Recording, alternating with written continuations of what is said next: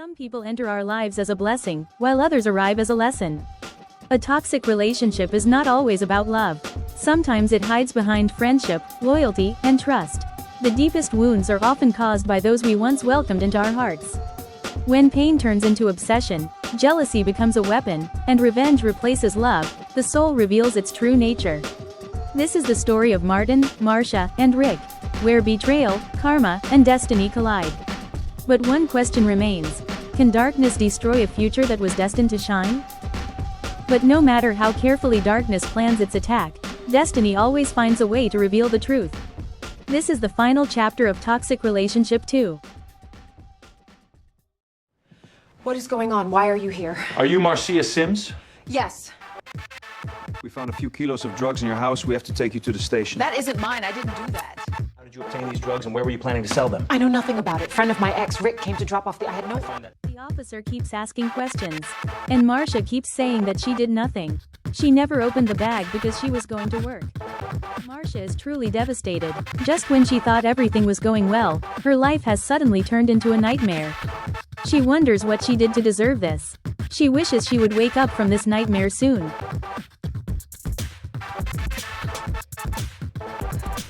I just don't understand. Why would he do this?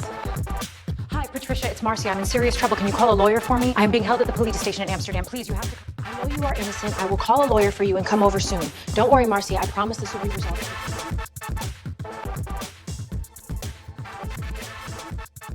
Patricia went to visit Marcia in prison. They talked about what had happened. She said that Rick had come to bring her some things that were still with Martin. Martin was really going to leave her alone now. Rick put the bag down and left. Shortly afterwards, she left to go to work. I never expected Rick to do this. I think Martin is behind this and that Rick didn't know. Marcia is speaking with her lawyer. Her lawyer asks her not to say anything more when she has to appear in court. Marcia must await the investigation in a women's prison. The lawyer follows up to have fingerprints examined. Why Rick would do this? Marcia's now remain completely silent. We'll handle the rest.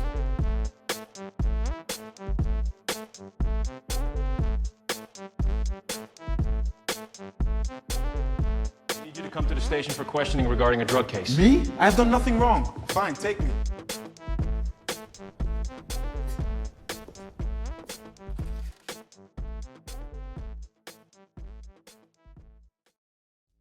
Rick is being questioned by the officer and does not yet know what it is about or what awaits him. When did you last see Marcia Sims? I saw her 2 weeks ago. I had to deliver a bag to her and then I left for work. What was call a lawyer later, or perhaps you want to call someone else. But we have to detain you for possession of drugs.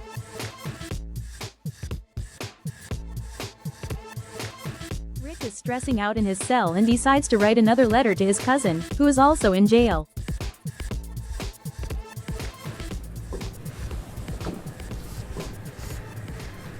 Martin Denver, my so-called friend, framed me and his ex for drugs.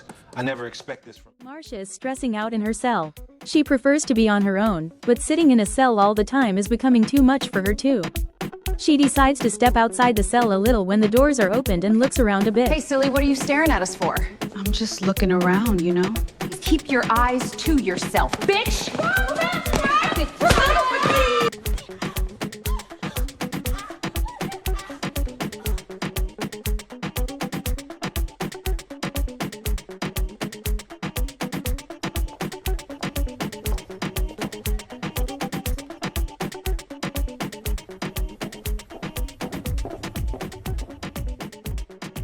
This time you guys got the wrong ones, didn't you, you idiots? It is pleasant doing business with you. Do you have the rest of the money with you?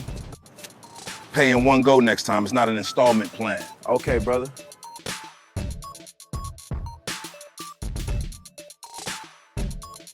Do you have a tourmaline crystal in your shop? Yes, I do, but weren't you here with the lady in yellow? Yeah. I am glad you are here. Your friend is in danger. The clairvoyant talks about what she has seen and about Martin coming to visit her for a lecture about Marcia. And Patricia says that Marcia is now in prison. The clairvoyant wants to go to the police station with Patricia. Martin is the one who scammed Marcia and Rick with the drugs. And how do you know that? I am a psychic. Your mother always called you Ted, and she says it is time for you to let your deceased wife Liza go and start living. This is truly extraordinary. You could never know this. It is time to examine the fingerprints. Innocent people are being held. Thanks for stopping by. I'll get to work on it immediately. Thank you. Thank you. I need the fingerprint results printed out immediately. Send it to my station. Perfect. I will wait for the physical copy. Marcia and Rick calmed their thoughts and feelings of stress by often isolating themselves, meditating, and connecting with the universe. And Rick also distracts himself with yoga meditation.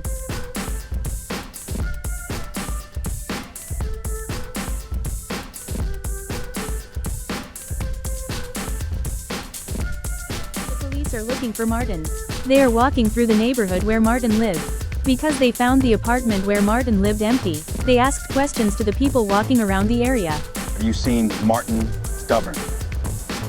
No, he moved to a new address. You also know where he moved to? To Dallas Strat 60. Thank you. That's because you gave me a fake $100, bitch.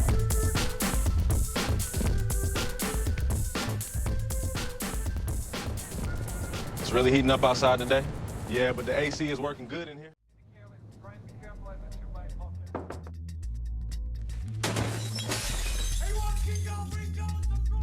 Stop! You are under arrest.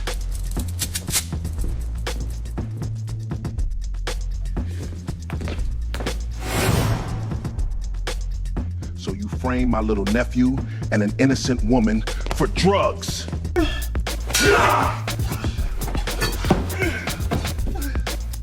I'd speak up if I were you, otherwise you'll get a beating every day.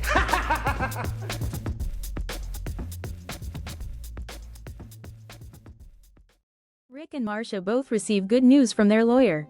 Martin has confessed, and they are allowed to go home immediately. They are both entitled to compensation. You can finally go home. Finally, this nightmare is over. You can finally go home. Finally, I don't belong here. Go pack your things, the paperwork is already done. Marcia and Rick are finally free, and can't wait to go home.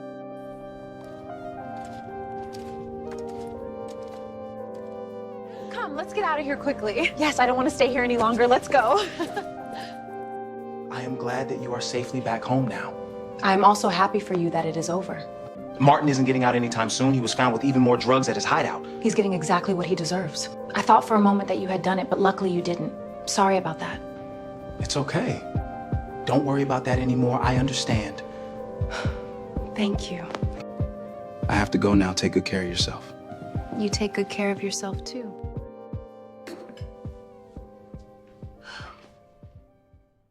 Fortunately, Rick still had people who believed in him. Luckily, he hadn't lost his business and had even gained some new yoga students.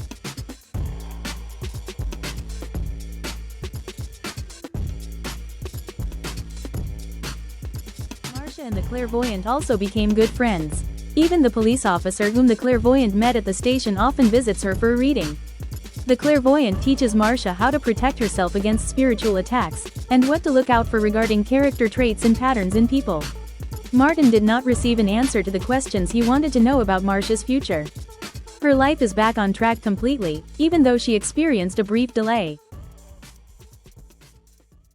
Marcia and Rick learned from this, not to accept or transport anything without looking anymore, especially not from someone who lies and deceives.